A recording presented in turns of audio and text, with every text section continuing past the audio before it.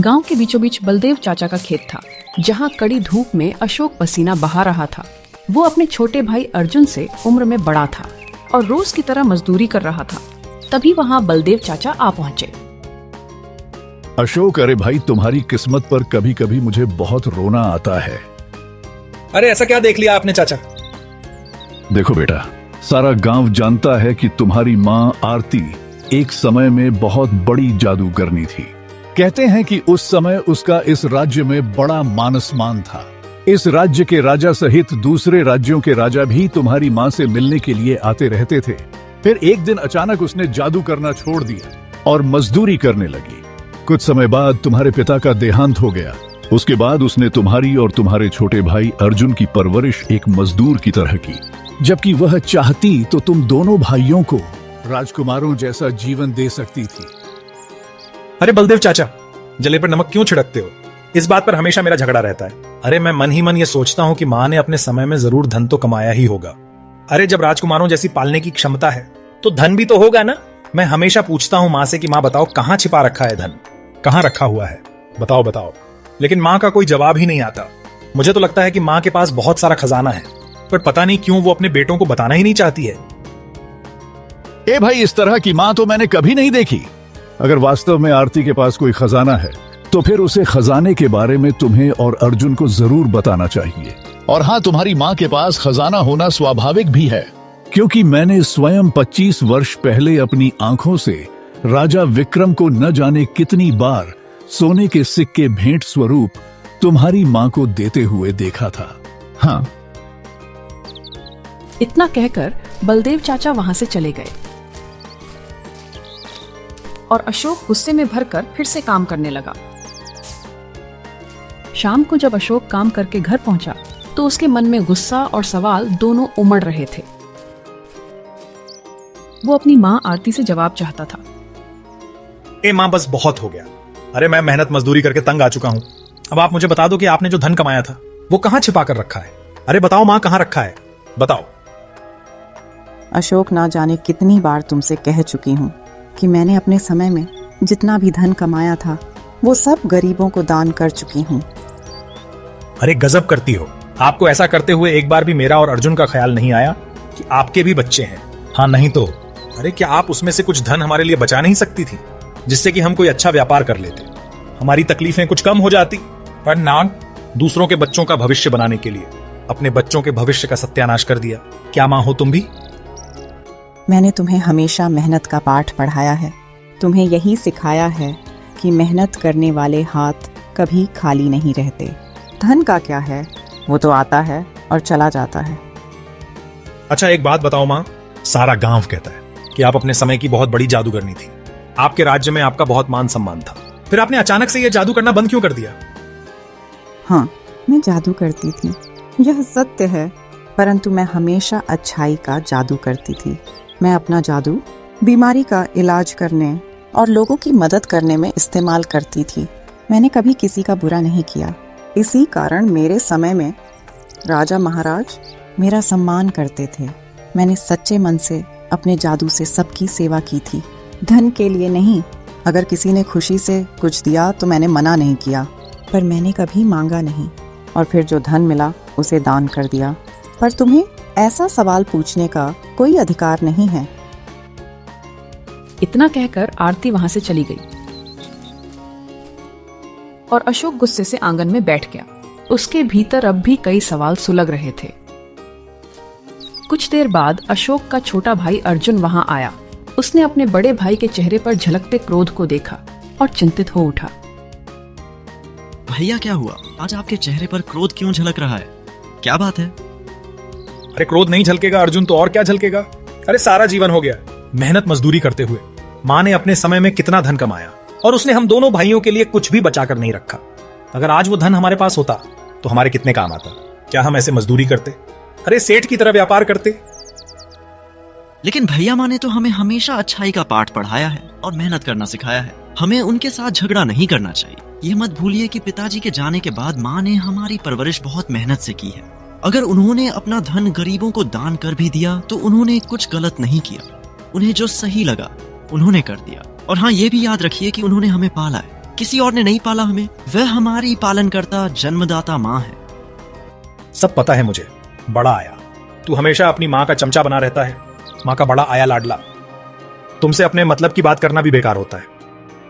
अरे भैया, माँ ने पाल पोस कर बड़ा तो कर दिया, लेकिन आगे का जीवन चलाने के लिए कौन जिम्मेदार है? बता। बात करता है, अपना मतलब नहीं समझता। इतना कहकर अशोक वहां से चला गया। अर्जुन कुछ देर तक मौन खड़ा रहा और फिर अपनी मां के पास पहुंचा।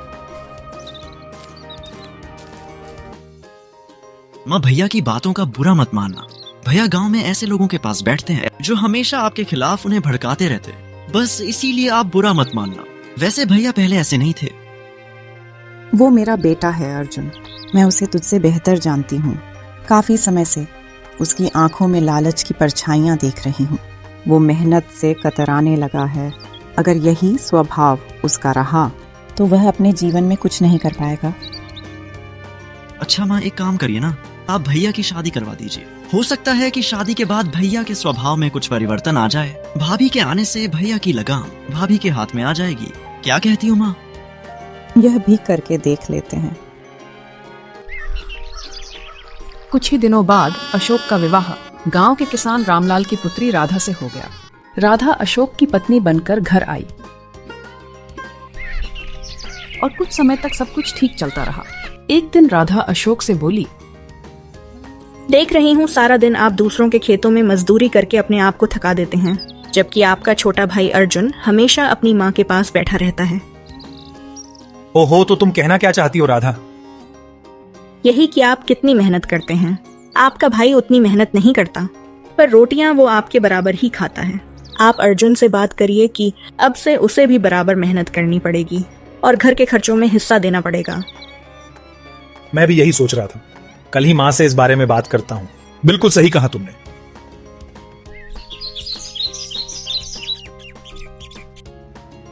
तो माँ, बात यह है कि मैं इस घर का बड़ा बेटा हूं। जितनी मेहनत मैं करता हूं, उतनी मेहनत अर्जुन तो नहीं करता है। तो तुम कहना क्या चाहते हो? कहना यह चाहता हूं कि अगर अर्जुन बराबर से इस घर के खर्चे में हिस्सा नहीं देगा तो उसे यहां रोटी खाने का हक नहीं है। सीधी बात है। और क्या? क्या कहा तुमने? अर्जुन ने ही जिद की थी कि अगर तेरी शादी कर दी जाए तो शायद तेरे स्वभाव में परिवर्तन आ जाएगा। मैंने अर्जुन की बातों में आकर तेरी शादी कर दी और आज तू अपने ही भाई की रोटियां गिनने लगा। तुझे जरा भी शर्म नहीं आई? नहीं नहीं माँ, मुझे कोई शर्म नहीं है। शर्म तो अर्जुन को आनी चाहिए और शर्म आपको भी आनी चाहिए, जो हमेशा छोटे बेटे का पक्ष लेती हो। अब मैं सारी जिम्मेदारी नहीं संभालूंगा। अरे मैंने क्या कोई ठेका ले रखा है क्या? इस घर का, छोटे भाई का, तुम्हारा? इतना कहकर अशोक गुस्से में वहां से चला गया। आरती की आंखों से आंसू बहने लगे और वो चुपचाप लेट गई। शाम को अर्जुन घर का माहौल देखकर चौंक पड़ा। माँ, क्या हो गया? जब मैं घर आया तो भैया ने मुझे देखते ही नजर फेर ली। भाभी भी मुंह बनाकर चली गई और आप रो रही हो। क्या कुछ झगड़ा वगड़ा हुआ क्या है? क्या बात है माँ? हाँ बेटा, तेरे भैया को अब तुझे रोटी खिलाते हुए अच्छा नहीं लगता। वो कहता है कि तू मेहनत नहीं करता। अर्जुन सारी बात सुनकर शांत हो गया। कुछ देर मौन रहने के बाद उसने गंभीर स्वर में कहा, ठीक है, हाँ वैसे भैया सही कह रहे हैं माँ। भैया जितनी मेहनत करते हैं उतनी मैं नहीं करता। मैं ना ही घर के खर्चे में बराबर हाथ बटाता हूँ। उनकी नाराजगी सही है माँ। तेरी यही अच्छाई और दूसरों के प्रति प्रेम तुझे एक दिन राजकुमार बनाएगा मेरे बेटे। क्या माँ, आप भी मजाक करने लगी? नहीं बेटा, मैं मजाक नहीं कर रही। एक रहस्य मैंने अपने सीने में हमेशा छुपा रखा है। समय आने पर मैं तुम दोनों भाइयों को बताऊंगी। तुम दोनों में से जो बुद्धिमान और धैर्यवान होगा वही उस रहस्य को सुलझा सकेगा। अर्जुन माँ को देखता रहा। आरती ने अपनी आंखें बंद कर ली और कमरे में मौन छा गया। समय धीरे धीरे बीतता गया। कुछ दिन बाद आरती की तबीयत बिगड़ गई। वो बुरी तरह से खांस रही थी। राधा, ओ राधा, मेरे दोनों बेटों को बुला ला। मैं उन्हें बहुत ही महत्वपूर्ण बात बताना चाहती हूँ। जी माँ जी। राधा तुरंत दौड़ती हुई अर्जुन के पास पहुंची। देवर जी, माँ आपको बुला रही है। क्या हुआ माँ को भाभी? तबीयत कुछ ठीक नहीं है, जल्दी चलिए। अर्जुन दौड़ता हुआ अपनी माँ के कमरे की ओर गया। कुछ देर बाद राधा अशोक के पास आई। उसके चेहरे पर हल्की गंभीरता थी। सुनिए, माँ आपको बुला रही है। माँ बुला रही है, लेकिन क्यों? तुम्हारी माँ ने अर्जुन को भी बुलाया है। मुझे लगता है कि वो तुम दोनों भाइयों को कोई महत्वपूर्ण बात बताना चाहती है। हाँ, माँ काफी समय से बीमार है। क्या पता वो हमें उस खजाने के बारे में बताना चाहती हो जिसे उन्होंने अब तक हमसे छिपा रखा था। जब से शादी हुई है तब से यही सुन रही हूँ, पर अभी तक तो सिर्फ खजाने के नाम के ही दर्शन हुए हैं, खजाने के नहीं। जाओ, जाकर अपनी माँ की बात सुनो। यह सुनकर अशोक चौंक गया और तेजी से अपनी माँ के कमरे की ओर चल पड़ा। वहां अर्जुन पहले से बैठा था। मेरे बेटों, अब मेरा अंतिम समय नज़दीक है। जाने से पहले मैं तुम्हें एक बहुत ही महत्वपूर्ण बात बताना चाहती हूँ। ऐसा मत कहिए माँ, ऐसा मत कहिए। बेटा, यह संसार का नियम है, जो आता है उसे एक दिन जाना ही होता है। अशोक, तुम हमेशा कहते थे ना कि मैंने कोई खजाना छुपा रखा है। तुम सच कहते थे। मैंने वास्तव में खजाना छुपाया है और अब समय आ गया है कि मैं तुम दोनों को उसके बारे में बताऊं। इसका मतलब मेरा शक सही था। माँ बताइए ना, वो खजाना कहाँ है, बताइए। आरती ने अपने गले से एक हार उतारा। दोनों बेटों ने गौर से देखा। उस हार में एक छोटी सी चाबी लटक रही थी। यहाँ से कुछ दूर घने जंगल में एक नदी बहती है।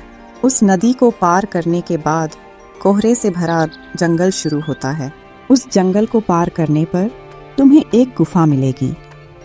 वहीं वो खजाना छुपा है, पर याद रखना, उसे पाने के लिए बुद्धि का इस्तेमाल करना।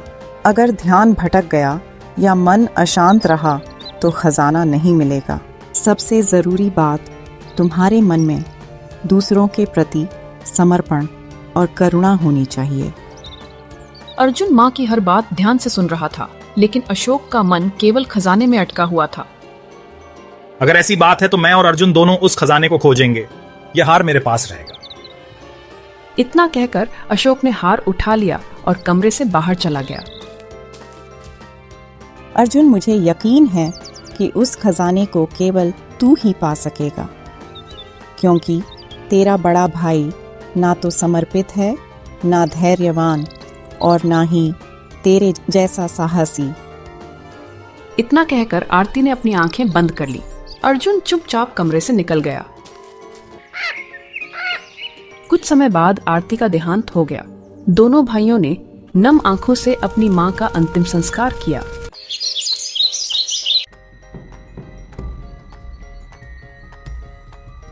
तो अर्जुन, बात यह है कि अब हमें माँ के बताए उस खजाने को ढूंढने निकल जाना चाहिए। मैं चाहता हूं कि जल्दी से जल्दी वो मिल जाए और हम दोनों भाई उसे बराबर बांट लें। ठीक है भैया, जैसी आपकी इच्छा।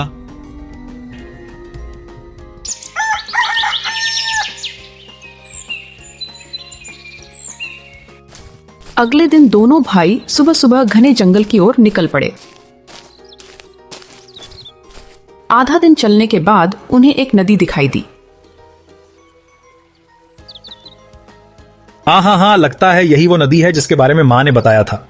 देख तो अर्जुन, हाँ यही है या नहीं, अब ये तो नदी पार करने के बाद ही पता चलेगा, क्योंकि माँ ने कहा था कि उस पार कोहरे से भरा जंगल है। दोनों भाई नदी में कूद पड़े। तैरते हुए जब वो दूसरे छोर पर पहुंचे तो आगे घना कोहरा फैल चुका था। अरे बाप रे बाप, देख तो अर्जुन, आगे तो कोहरा ही कोहरा है। यही वो जंगल है जिसका माँ ने जिक्र किया था। हाँ भैया, लगता तो वैसा ही है। हाँ, मैं तो बस जल्द से जल्द उस खजाने तक पहुंचना चाहता हूं।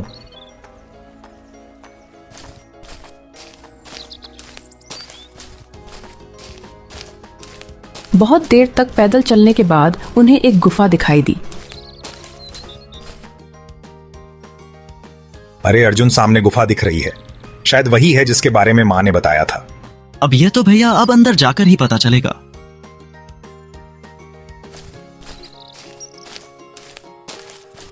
दोनों भाई गुफा में प्रवेश कर गए। अंदर गहरा सन्नाटा पसरा था। अर्जुन सावधानी से माहौल को समझने की कोशिश कर रहा था, पर अशोक की आंखें तो पागलों की तरह केवल खजाने को ढूंढ रही थी। कुछ देर बाद अशोक क्रोधित हो गया। अरे लगता है कि माँ ने हमको मूर्ख बनाया है अर्जुन। यहाँ तो कुछ भी नहीं है। अरे क्या कहूँ, माँ को भी दिमाग खराब कर दिया। अरे क्या बात कर रहे हैं भैया, माँ आखिरी समय पर कभी झूठ नहीं बोलेगी, आप भी। इतना कहकर अर्जुन इधर उधर देखने लगा। कुछ देर बाद उसकी नजर गुफा के अंदर एक छोटे से द्वार पर पड़ी।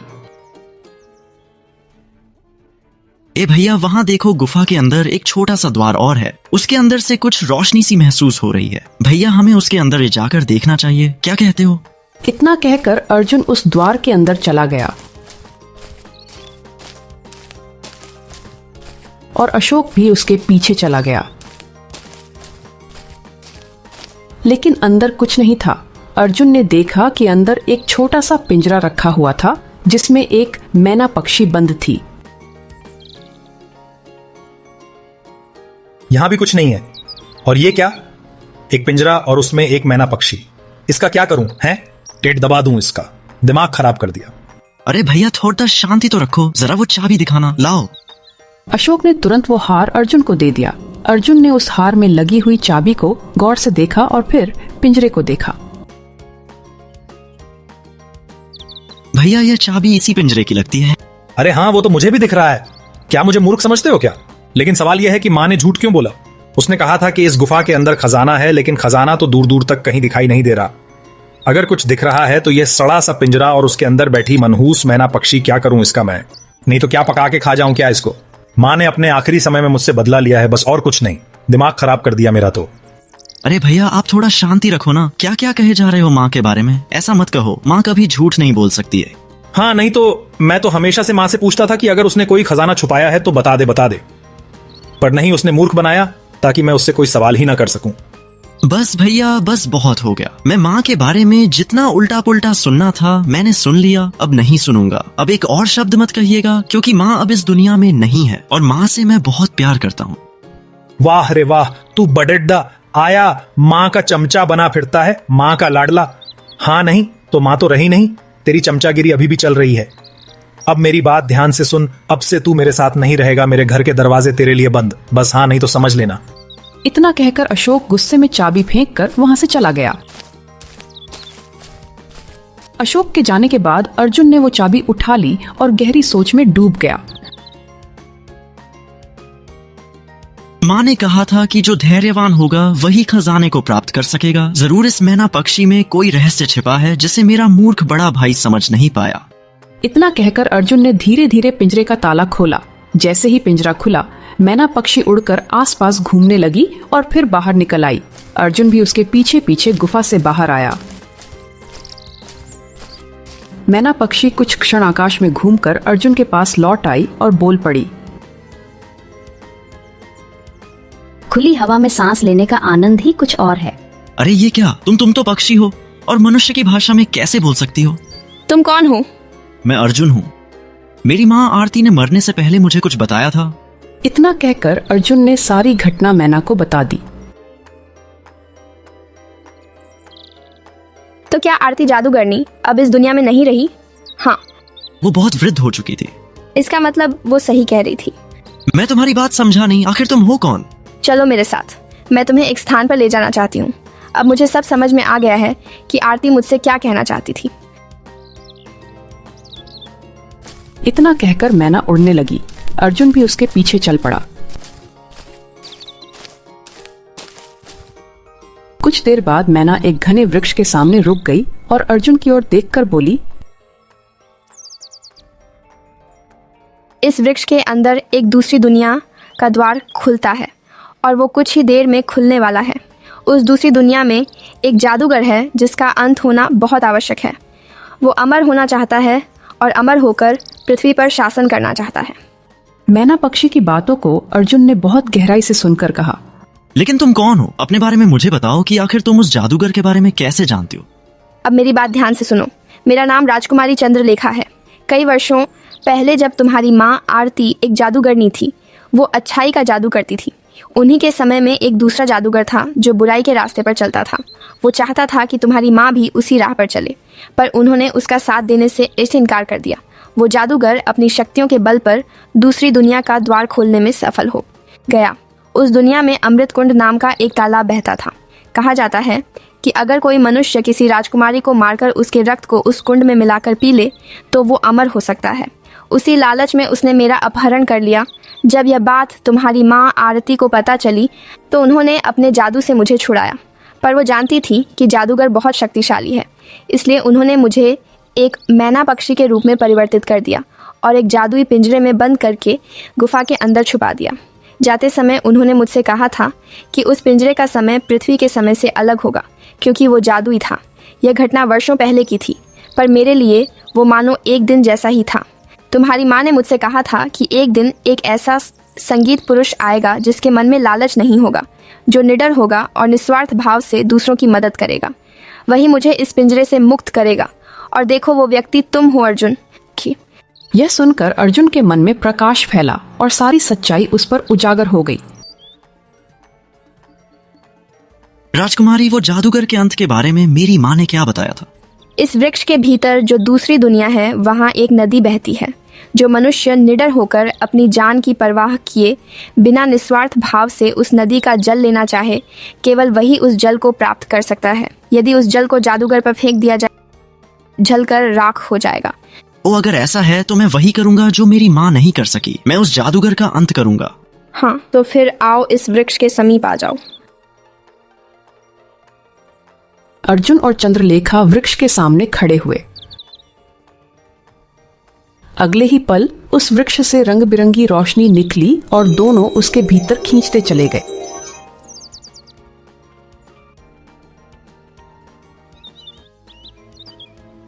कुछ ही देर बाद अर्जुन और चंद्रलेखा ने अपने आप को एक घने जंगल में खड़ा पाया। अब क्या करना है राजकुमारी? मेरे पीछे आओ।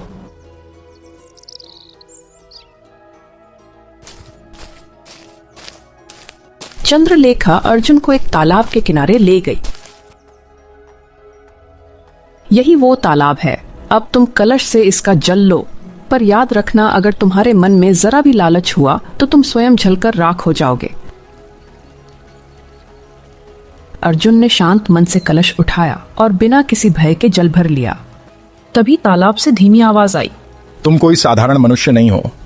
अर्जुन ने मुस्कुराकर कलश उठाया और राजकुमारी की ओर देखा। चलो अब उस जादूगर के निवास की ओर। वो एक पुराने खंडर में रहता है। दोनों उस खंडर की ओर चल पड़े। बहुत देर बाद वो वहां पहुंचे। अंदर एक जादूगर बैठा था। राजकुमारी चंद्रलेखा, तो तू अब भी जीवित है। धरती ने तुझे मेरी नजरों से कितने वर्षों तक छिपा कर रखा, लेकिन अब तू स्वयं मौत के मुंह में चली आई है। मौत के मुंह में मैं नहीं आई, बल्कि तुझे उसी मौत के मुंह में झोंकने आई हूँ। यह मनुष्य जो तू देख रहा है, यह आरती का पुत्र है। यह सुनकर जादूगर चौंक उठा। अर्जुन ने बिना समय गवाए कलश का जल जादूगर पर फेंक दिया। अगले ही क्षण भयंकर प्रकाश फैला और जादूगर का शरीर जलकर राख हो गया। अर्जुन और चंद्रलेखा को चक्कर आने लगे और दोनों बेहोश हो गए। कुछ देर बाद जब दोनों की आंखें खुली तो उन्होंने अपने आप को वृक्ष के बाहर पाया। अगले ही पल रंग बिरंगी किरणें फैली और मैना पक्षी एक सुंदर राजकुमारी में परिवर्तित हो गई। तुमने मेरी जान बचाई अर्जुन। अब तुम ही मेरे जीवन साथी बनोगे। मैं तुमसे प्रेम करती हूँ। क्या तुम मुझसे विवाह करोगे? हाँ राजकुमारी, मैं शादी तुमसे करूंगा। राजकुमारी चंद्रलेखा अर्जुन को अपने महल ले गई और राजा विक्रम ने उन दोनों का शादी कराया। और इस तरह से गरीब अर्जुन राजकुमार एक राज्य का राजा बन गया और साथ ही साथ उसका बड़ा भाई गरीब का गरीब ही रह गया। तो आज तो इस कहानी से हमें यह सीख मिलती है कि हमें कभी भी किसी भी चीज में हमें कभी भी जल्दीबाजी नहीं करना चाहिए। तो दोस्तों, अगर ये कहानी आपको बेहद ही पसंद आई है तो प्लीज वीडियो को लाइक करके चैनल को सब्सक्राइब जरूर कर दें।